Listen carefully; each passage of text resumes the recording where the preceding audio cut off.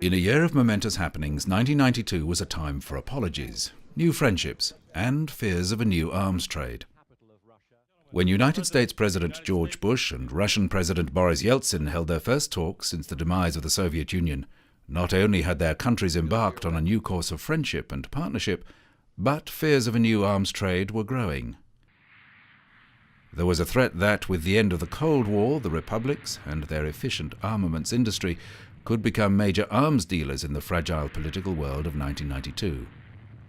Many problems were facing the defense industry of the former Soviet Union as it tried to convert its military production to a more peaceful industry. In the Moscow region alone, 70% of the economy was reliant on the production of arms. With whole cities depending on it, military production didn't just dominate Russian industry in many areas, it was the only industry employing millions of people.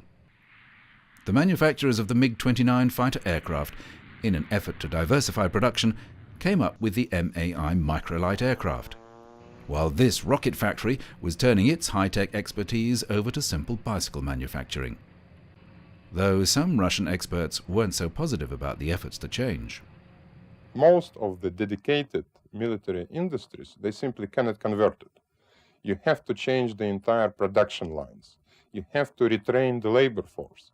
And as far as existing enterprises are concerned, for instance, missile production enterprises, at best you can use the walls, the roofs, some elements of the infrastructure, which means you have totally to rebuild the enterprise. And maybe it's cheaper even to build a new enterprise than to waste the money removing the old equipment and bringing the new equipment. In April, following a tense period of escalating tensions and sporadic military incidents, open warfare began in Sarajevo. Heavily armed Serb forces launched saturation bombing attacks on a number of fronts and laid siege to many cities, including Sarajevo. Driven by the prospect of a Great Serbia, unified by their Orthodox Christian faith, and memories of Muslim domination under the Ottoman Empire, Serbs had captured 70% of Bosnia. In Geneva, the United Nations Human Rights Commission demanded immediate unrestricted access for the Red Cross to all places of detention and the release of everyone arbitrarily arrested or detained. The UN condemned forced population transfers, or so-called ethnic cleansing, as an abhorrent breach of international human rights standards.